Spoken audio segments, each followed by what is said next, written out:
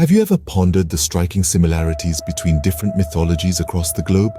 Let's delve into the mystical realm of the afterlife, presided over by intriguing deities in various cultures. In the ancient Indian texts, we encounter Yama, the Lord of Death.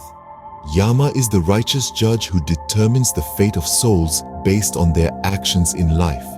Moving westwards to the sands of Egypt, we meet Osiris, the god of the afterlife.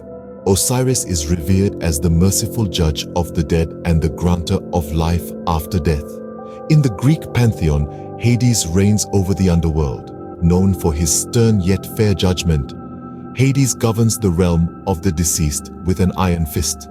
Finally, let's voyage to the land of the rising sun, Japan. Here, the goddess Izanami holds sway over the realm of death and the departed. Though their names and stories vary, their roles as the gatekeepers of the afterlife are uncannily similar. Moving on from the somber gods of the afterlife, let's turn our attention to the more vibrant gods of arts, music, and culture. These are deities that bring color and joy to life, inspiring creativity and innovation across civilizations. In Indian mythology, we find Saraswati, the goddess of knowledge, music, art, wisdom, and learning. Known for her purity and calm demeanor, Saraswati is often depicted playing a veena, a classical Indian string instrument. Her influence permeates the realm of arts and education, and her blessings are sought by artists and students alike.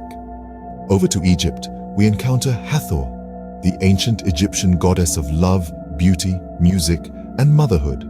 Hathor personifies joy, feminine love, and motherhood, often depicted with a sistrum, an ancient musical instrument.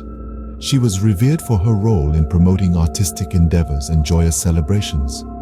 Turning to Greek mythology, Apollo stands as the god of music, truth, prophecy, healing, the sun, and light.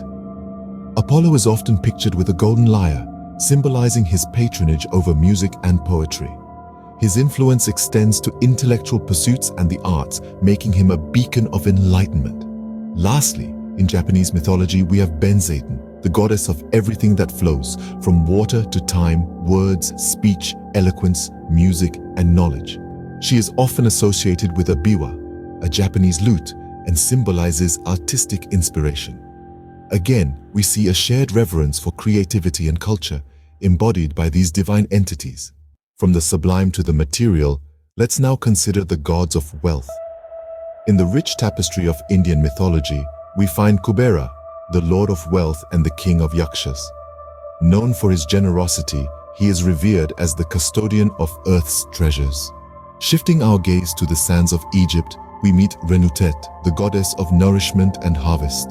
Her benevolence brings abundance and prosperity, symbolizing wealth in its most primal form, food. Over in the realm of Greek mythology, Plutus, the god of wealth, stands in the spotlight. Born blind, Plutus distributes wealth without discrimination, a compelling metaphor for the capricious nature of fortune. Lastly, in Japanese lore, we encounter Daikoku, the god of wealth, commerce, and trade. He is often depicted with a magic mallet, which, when shaken, brings forth riches.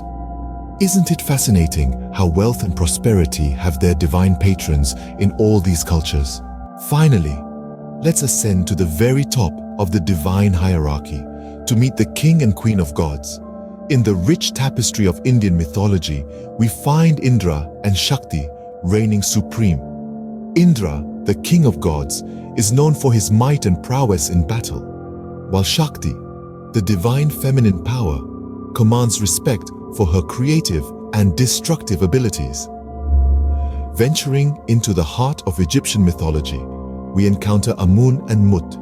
Amun, once a local deity of Thebes, rose to become the king of gods, revered for his creation powers. His queen, Mut, symbolizes the primordial waters from which life emerged, embodying motherhood and creation. In the pantheon of Greek gods, Zeus and Hera stand tall. Zeus, with his thunderbolt in hand, rules over the sky and the universe, while Hera, his queen, is the goddess of women, marriage, family, and childbirth, embodying the essence of domestic life.